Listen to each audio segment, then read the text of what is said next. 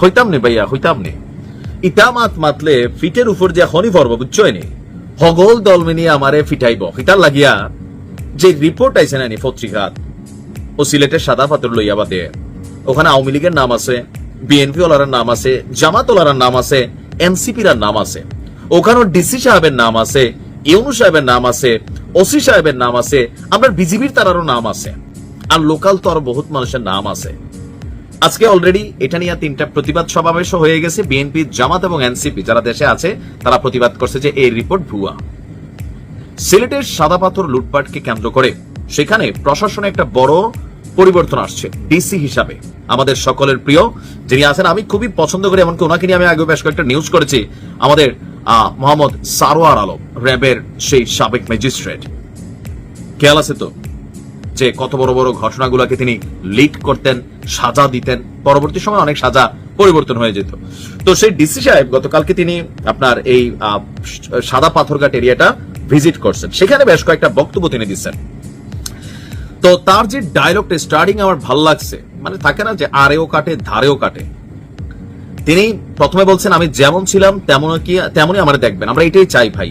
একটু বড় পদে গেলে হয় কি সিস্টেম উল্টায় যায়। তবে ডিসি সাহেব কি পারবেন এই টোটাল সিস্টেমের বিরুদ্ধে ওয়ান ম্যান আর্মি হিসাবে মানে এই লড়াইটা করতে? তবে তিনি বলছেন তিনি করবেন। আর একটা পাথরও যদি সরানো হয় তাহলে জীবন ঝালাপালা করে দেবেন সেখানকার ব্যবসায়ীরা যারা অবৈধ ব্যবসা করছে। এখন যে তদন্ত রিপোর্ট কালবেলা প্রকাশ করছে, সেখানে আপনি যদি দেখেন কেমনে 500 থেকে 10,000-এর ভাগ প্রত্যেক সরকারি বেসরকারি রাজনৈতিক নেতাদের মদদে এই সিলেটের শুধু সাদা পাথর না, টিলাগুলা পর্যন্ত লুট হয়ে গেছে, আরো বিভিন্ন কিছু। তো যাই হোক, আমরা আশা করছি সিলেটের আপনার জেলা প্রশাসক মোহাম্মদ সারোয়ার আলম নবনিযুক্ত এডিসি সাহেবের কাছে বাংলাদেশের মানুষের অনেক আসলে আশা আকাঙ্ক্ষা, যে তিনিও নিজে বলছেন প্রকৃতি কন্যা সিলেটকে প্রকৃতির মতনই সুন্দর রাখতে হবে, তিনি রাখবেন। তিনি বলছেন যে বাংলাদেশের সীমানার যেখানেই পাথর সরানোর চেষ্টা করা হবে সেখান থেকে অপরাধীদের ধরে আনা হবে। এরকম 64টা ডিসি লাগবে। হয়তো আরো অনেকে আছেন আমাদের সারোয়ার ভাইয়ের মতন, বাট এটা আলোচিত না, কিন্তু ডায়লগটা ভালো লাগছে। এমনকি সিলেটবাসীর আমি মনে করি এটা খুবই একটা সৌভাগ্য যে ডিসি হিসাবে তিনি এখানে নিযুক্ত হয়েছেন। তবে যারা কালোবাজারে 2 নম্বরে আছেন তাদের দুঃখ আছে। এখন বাংলাদেশে হয় কি, রাজনৈতিক সরকারের উপরে বা সরকারে যারা বসে তাদের উপরে কারোর ক্ষমতা থাকে না। আপনি দেখেন এই আসিফ রিনিয়া বেশ কয়েকটা নিউজ হচ্ছে, গতকালকে তার প্রেস সেক্রেটারির কমিশন বাণিজ্যের নিউজ হচ্ছে, এরা বলতেছে ফেক ভুয়া।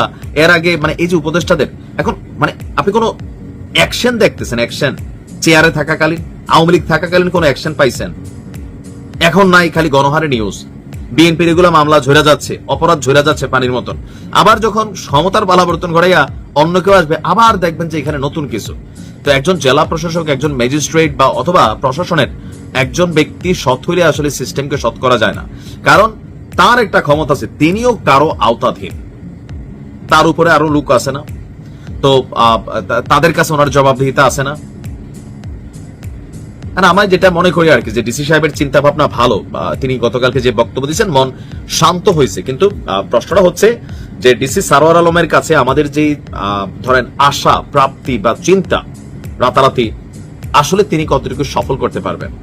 তিনি একা টাইট হলে তো হবে না, প্রশাসনকে টাইট করতে পারবেন। তো টাইট করলেও যেই সরকার যখন প্রশাসনকে কানেক্টেড করে ফেলে তখন এখান থেকে কাজ করা কষ্টকর হয়ে যায়, এটা বাংলাদেশের ইতিহাস বলে। এখন এইসব কথাগুলো মুখে মানুষ কমই বলে, বাস্তবে এটা আপনিও জানেন, আমিও জানি, আমরা সবাই জানি। বাট আমরা চাই বাংলাদেশের প্রাকৃতিক সম্পদগুলা বা পর্যটনের স্থানগুলো, যে আমরাও 2টা একটা পাথর, 1 বস্তা, 1 বাড়ি করে নিয়ে সব সাবার করে ফেলছি। এখন ডিসি সারোয়ার আলম তিনি আসছেন, এখন বক্তব্য দিচ্ছেন, শুনতে ভালো লাগতেছে। বাট যদি ভবিষ্যতে দেখা যায় যে এমন কোন সিন্ডিকেট আসছে সামনে, রাঘব বল সরকারের মধ্যে কানেক্টেড বড় বড় সিন্ডিকেট, তো ডিসি সারোয়ার আলম তাদের সামনেও দুর্বল হয়ে যাবেন।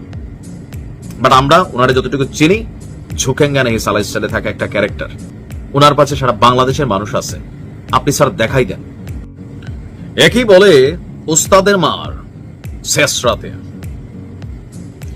শেখ হাসিনার খুব শখ ছিল পদ্মা সেতুকে কেন্দ্র করে যে ডক্টর ইউনূসকে পদ্মার মধ্যে 2টা চুপ নেই যেন মরে না যায়, সেটাও খেয়াল রাখতে হবে। সচেতন মায়া আছে, মায়া।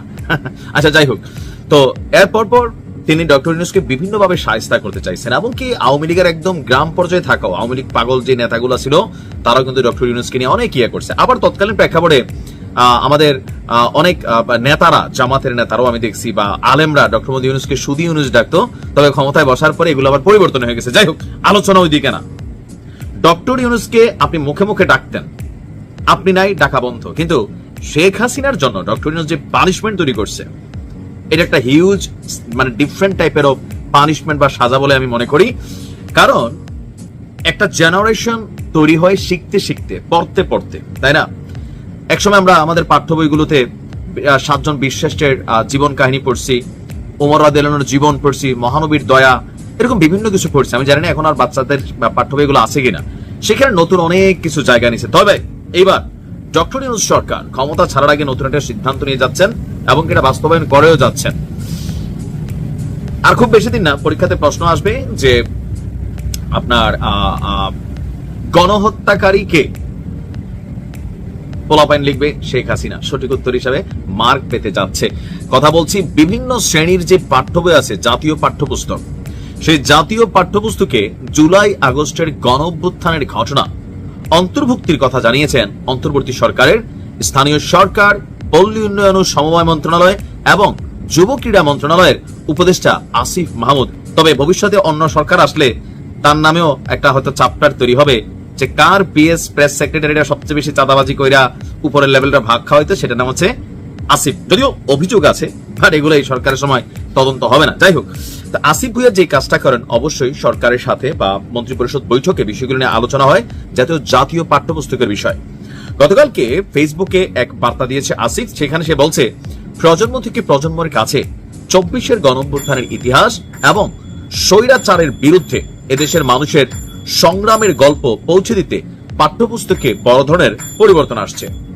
এখন আসিফের বক্তব্য হচ্ছে যে আপনার বিশেষভাবে গুরুত্ব দিয়ে অন্তর্ভুক্ত করা হচ্ছে 2024 খ্রিস্টাব্দের জুলাই আগস্টের গণঅভ্যুত্থানের ইতিহাস এবং সাম্প্রতিক 4টি জাতীয় নির্বাচনের তথ্য।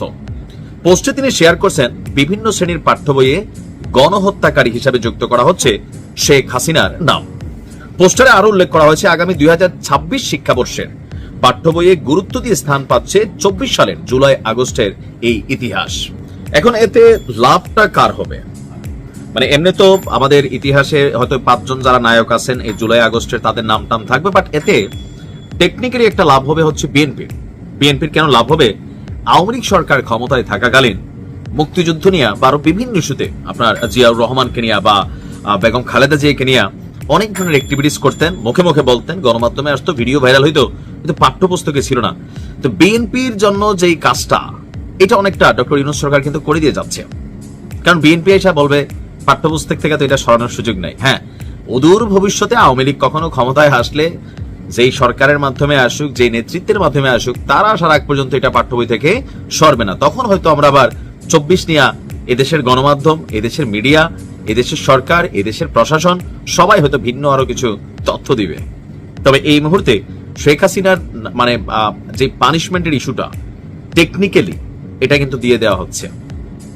মানে এখন গণহত্যাকারী নামটা অটোমেটিক বাচ্চাদের কাছে হয়তো অনেক দাদ্য টাকা হবে, আরো অনেক কিছু করা হবে। ছোটবেলা বাচ্চারা যখন পড়বে বইটই, তো সেখানে একটা ভিন্ন রকম চরিত্রে আপনার বাচ্চাদের অন্তরে শেখ হাসিনার জন্য জায়গা তৈরির চেষ্টা হয়তো করা হচ্ছে।